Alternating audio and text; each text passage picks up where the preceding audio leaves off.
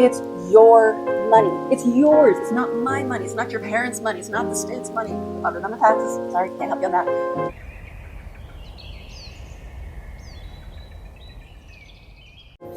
Alrighty, so here is what I put together as a teen budget for my daughter, who's 17, just started her very first job. So exciting, super awesome. And she did a couple odd jobs over the summer, and that money disappeared as quickly as she got it. So I really wanted to give her some of the fundamental basics to get a head start or a proper start on earning money and not having it disappear on her so quickly. That way, when a couple months come down the road and there's a big event going on or there's a big purchase item, she's not going to be left feeling broke. And that's like the biggest thing that every teenage, young adults through their 20s, you have that constant broke feeling. I'm broke. I gotta wait for my next payday. You can't do a lot because you don't have the money. And so this was a plan to sit down with her, get her own money envelope system, and put her first paycheck into it. Well, that girl has been really busy. So it's a brand new business. They had a grand opening. They have extra shifts. They're kind of all over the place. They're not very well scheduled. She's got school coming up. She's got boyfriend, friends. So it feels like I haven't been able to sit down and really give her this info. So we're just going to make a video out of it. So let's go ahead and get into this. The reason why you should have a budget, obviously, you want to make your money work for you. It's your money. So we're going to be using a system called zero-based budgeting. And that by far is probably my favorite, because then your money isn't just sitting around in your wallet. Real simple. You just start creating categories where you already are spending money.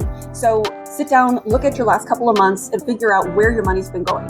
For my teen, her biggest categories are going to be eating out, anything food related. So when she goes in, she picks up some snacks from the grocery store. She goes to the gas station and she picks up a couple of, or a soft drink or something like that. They go to Taco Bell. Sometimes if she goes to an event, a lot of times we'll help out, we'll pay for her ticket to go to the event, but anything that happens at the event, it's on her. And one of the best things about going to fairs and festivals and concerts, a lot of times is the food. So she needs to be budgeting to have money to go and get food at these things. The next one, when I looked to see what she was spending her money on, was definitely the personal health and beauty.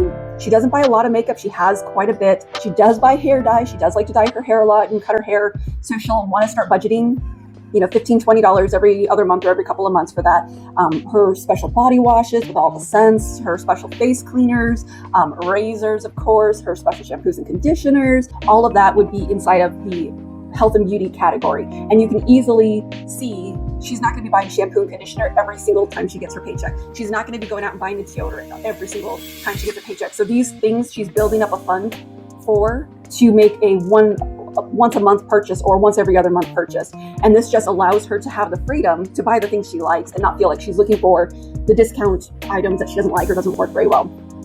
The next category, shopping. Of course, she's a teenager, shopping. And this is the fun shopping. This is not priority shopping like for groceries or anything like that, because she is still a teenager. She's 17. She lives at home. She does not have a mortgage. She doesn't have to do groceries or anything like that. So her shopping category would be for any clothes that she wants, school gear. She might also want to buy something for her work, those fun extra shopping things. And again, she's not buying those every day, every week even. A lot of those aren't even every month. Sometimes it's just something comes along and she wants to be able to spend that money. This gives her a category where she can be putting money into it, and it's there for her when she has something come up. Another category that I noticed has been happening a lot is gifts. So she's got a boyfriend and they do really nice things for each other. It's really sweet. They'll make each other dinner. They'll pick up each other little treats. And it's really, really nice. So I want her to have a category that is specific for gifts. And this can also be for, like, if her friends have birthdays, or say she's been getting a ride from one of her friends, she can give them a little bit of gas money or buy a drink from the gas station. They're celebrating something. They go on a date night. So this is kind of a gift category that is great for her to have separate from her own things. I don't want her taking money out of her eating, out of her own personal health and beauty to buy somebody another item. And the reason why that's such a big deal to me is because I have gone my entire life practically not prioritizing myself over someone else. So I'll buy a lot of really healthy food for the family and I won't eat it. A bag of oranges comes in, the kids love oranges. I'm going to make sure that they have oranges for their meals, and I won't touch them because I don't want it to run out while they're enjoying it. Now, I'll eat it if it's going bad and they haven't gotten through it, but I'm not going to be grabbing an orange on day 1, day 2, day 3 for myself because an orange sounds good. I'm going to be grabbing an orange and giving it to them. And so that's something I don't want her to go through. I want her to have a very strong sense of, I can take care of myself, I can love myself, and separately, I can do nice things and good things for others. And that's what I'm working on, and I want her to really prioritize for herself. Okay, and the most important category, at least to me, seriously, this is the whole point, is the savings category. So this is basically where you have budgeted an amount of money into all the other categories, and your remaining amount is then put into savings. So the part that I've noticed, normally, a normal situation, you get paid, right? The money sits in your wallet, maybe in your bank account with your debit card, just, ready for purchasing. And you just go through the week blindly, just buying stuff, spending money, picking stuff up because you see your bank account has X dollars in it, and you're going to spend until X dollars disappears. And then maybe before the next paycheck comes, say you get paid tomorrow and you realize you've got $20 in it, maybe you'll take that $20 and you'll sit it over into a savings account or in a jar or something. Savings is always neglected at the end, and that's why nobody has any money in savings. So this system with the zero-based budgeting means on day one, when you get your money, you are putting money into all the categories right off the bat, not waiting until the end to see what's left over. You've already assigned it. You're not having a shortage on the things you want to do, right? Because you've already made a budget of, hey, I'm spending X dollars on eating out every week. So then you're just going to budget for X dollars because you know that that's what you've been spending. And you do that for each of your categories. It allows you to not mindlessly spend and actually pay attention to where that money's going, and it helps to build up that savings account. So anything left over, once you've filled out your other categories and how much you're spending in each of them, that's what is going into your savings. And the other thing is you can have multiple savings accounts or a totally different category, like your eating out or shopping one. So she's in high school and homecoming is a dance event, so she's gonna have a dress and accessories and shoes and special things for that. That's a one-time thing, and it's only in a couple of months. So maybe she'll have a savings account where she's adding $50 each month into it because it's only for 3 months. So then she has $150 to play with when that dance comes along. And then once the dance is passed, that category closes out. And maybe a new one opens up. Maybe it's going to be for prom, which is then 6 months away. Or maybe it's towards her car, or maybe towards, her moving out when she turns 18, apartments, college supplies. There's all these different categories that come and go and can close out, and you can be flexible, but that only works if you're assigning a job to that leftover money after your other categories are filled out. So the zero-based budget is a budget in which every dollar is allocated for a specific purpose, whether it's rent, retirement, savings, recreation. So every dollar that you have coming into your hands has a place to go. If you have followed any information about decluttering and keeping an organized house, it's because everywhere has a place. You have a super dirty countertop that's just got collect all. You've got a phone charger, you've got a notebook, you've got a stapler, you've got, a spatula, and all of these things are just piling up on your counter, taking up space. They don't have a proper place to go. That's what a counter or a table ends up being. It's a catch-all because they don't know what to do with it once it's in their hand and they're ready to let it go. So you make a place for all your items. Moving forward, all phone chargers go in the first drawer. All notebooks go in the hall cupboard. All spatulas go into the drawer by the oven. Like, it has a home. So every time it comes away from its home, you can send it back to its home. Same thing with the zero-based budget. Every dollar that comes into your hands has a spot of where it's going to go for being properly spent and accounted for. That's all. You're not being restricted. You're not losing out on anything. You're just being conscious and clear of where you want that dollar to go. That's how you're in control of your money, and it's not controlling you. How does it work? How do you break it down? Let's imagine that for her, she's making $1,000 a month, much higher than what she's doing right now, but she'll work into that. So you take that $1,000, right? And you develop categories.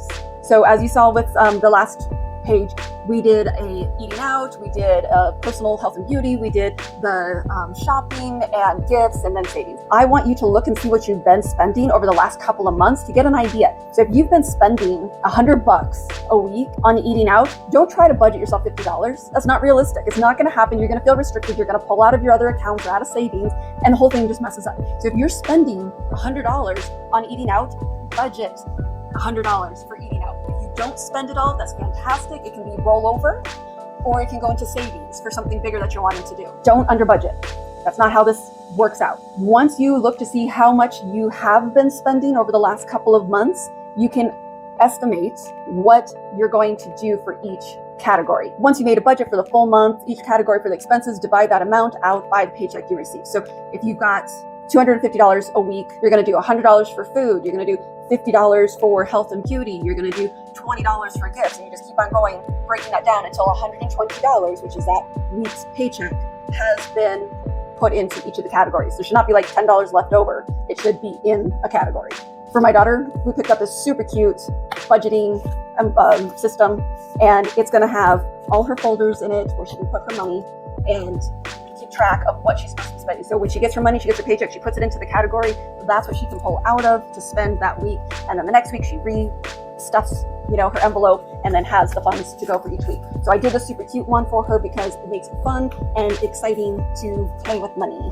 So really quickly, what to do to make this streamline the best before your payday. So you get paid on Friday. Let's pretend you're going to go through your envelopes of where you are keeping track of each category and the funds for that category. You're going to see what money is left over and which ones are completely empty, and any sticky notes that you left for yourself for categories that maybe you pulled from somewhere else. And you need to adjust your budget for the next paycheck that you get. So if you ended up having $10 left over out of a $100 budget for eating out, that's really good. That's really close in there. Don't worry about adjusting that. But if you ended up having $100 taken out and a little sticky note that said $20 pulled from one of the other categories, you know that you're overspending in that category and you need to do a budget adjustment. Either increase it or look to see why you spent the extra. Maybe it was like a one-time event that had happened. It's not likely to happen again, and $100 is a good number. Or if there was nothing out of the ordinary, you just went through $120 eating out, adjust. Give yourself $120 moving forward to the next week. And do the same thing. After that week, did you use the full $120? Did you use less than that? That's what you want to do, is look to see where you're spending and making sure that you are using it. After your payday, so once the money has come into the bank, before you go out and have a party and a spending spree, you want to take that money and find your categories, what amount you designated for each category from every paycheck, tuck it into your envelopes, get it out of your hands, get it into the proper places, so that way you're not tempted to skip this step. So if you have $400 a month in your eating and you're getting paid twice a month, that means $200 is taken out and put into your eating out category. All right, couple of quick notes. Note number one, be flexible. The whole point is to pay attention to where your money is going so you can save. If you're overspending in one category or underspending in another one, adjust your budget. It's not set in stone. It is not a hardcore law. It's not school. You're not getting graded on it. This is your money. You just want it to do its job, growing for you and being there for you to do the things you want to do. Note number two, make new categories if something comes up. If you've got a Christmas envelope and you're just using that for the next 3 months, 4 months to put stuff into, January comes around, that envelope is going to close out. Create a new one, create a spring break one, create something that, is a short-term thing. Let them rotate and move around to help you save money and tuck away, because you're going to have more fun. You don't want to end up getting a week before a holiday or an event or a period of time and realize you've got no extra money. That's no fun. Use the system, think ahead, plan ahead. Super easy. $1, $5, $10 adds up over a couple of months and really gives you a lot to work with. Note number three, make a plan for your savings. So if you're tucking money aside every week into your savings category and it's not designated towards a special occurrence like prom, Christmas, car, at the end of each month, put it into savings. Okay, so take it out, go to the bank, deposit it into savings. Quick breakdown of everything that we talked about. Here is an example of somebody that maybe has just 2 checks that come out, like the 1st and the 15th type of people. They're getting $1,000 a month. On their first paycheck, they're going to take $200, put it into their eating out envelope, $50 put it into their shopping envelope, $20 put it into their health and beauty envelope, $50 into gift and holiday envelope, which leaves $180 that will be put into savings, unless of course you've got separate categories of savings for special events. And then you're going to do that all over again on your second paycheck. Couple quick reminders just to make sure you are getting the most out of this. Be realistic with your budget. If you go to the concerts, if you go to movies, if you go to other specialty events, add a category for your budget specifically for that. So if you know that you are regularly going to things every single month, you need to be putting money into that specific category. You don't want to take it from somewhere else. With Halloween coming up, my daughter absolutely Halloween fanatic. So if there's haunted houses or there's the straw maze or any of the harvest festival, she wants to go to all of them. She loves them. She's going to be picking up extra decor. So make a Halloween budget, right? Add $10 from every check to it so you can do all of those fun things. Reminder number 2, there's no fail. You can't fail at budgeting. I know a lot of people are like, oh, I spent over, I went broke, I had to take from my other categories. No. You didn't fail. You just didn't follow the plan. That's not the same thing as failing, because you got information. You learned that your finances didn't fit the plan you made and you needed a different plan to make it fit better. That's all it is. Just adjust, try again. You got it. It's good. Reminder number 3, if you are consistently overspending in each category, you really need to stop and look at your finances. If nothing's making it to savings and it just keeps getting gobbled up, you got 2 reality checks you need to do. Are you spending too much? Can it be cut back? So like if you're really topping out that eating out category and junk food category and movies and buying stuff and shopping, what can you do to condense it? Drop down that spending so it can fit into what you're actually making. Or can you make more money? I mean, that's your option. If you're not willing to reduce down, you got to make more. And those are options that will still fit into this, as long as you're being upfront and honest with yourself, and not just pretending it's not working. Well, it can only work with what you give it. So give it what will make it work. You give it less spending or you give it more money and then it works. And sometimes if you are having a hard time saying no to something, make a game out of it. There are so many awesome challenges and savings games to encourage you to keep that money in your hands and not give it to somebody else. You're making somebody else rich. Every time you send that money out, somebody else is making money off of you. And I'd rather you be making money off of yourself because you're benefiting from it. Rewards, they work. Quick reflection on all of this that we just were talking about. It's your money. It's yours. It's not my money. It's not your parents' money. It's not the state's money, other than the taxes. Sorry, can't help you on that. It's yours. So it is so easy to fall prey to different scams or to get into debt, max out your credit cards, if you're not aware of what your spending habits are. That 9 times out of 10 is why people get into areas, is they're just not paying attention to where their money's going. They've got subscriptions that they signed up for, don't use anymore, and it's still charging and racking up money. Do you know $20 subscriptions? If you let it go for 6 months, that's $120. $120 that you just gave to the thin air so somebody else could pull in a paycheck. Don't do that. Be aware of what your spending habits are. Keep track of it. Because the more you control your finances, the more freedom you have over your life and your plans.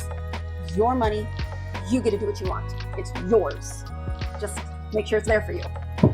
Thank you so much for doing this with me. I really appreciate you hanging out and going through this budget because it makes a huge difference. It really does. And when you are 16, 17, 18, 19, 20, all the way up to 25, you are in such a great place to create the life that you want.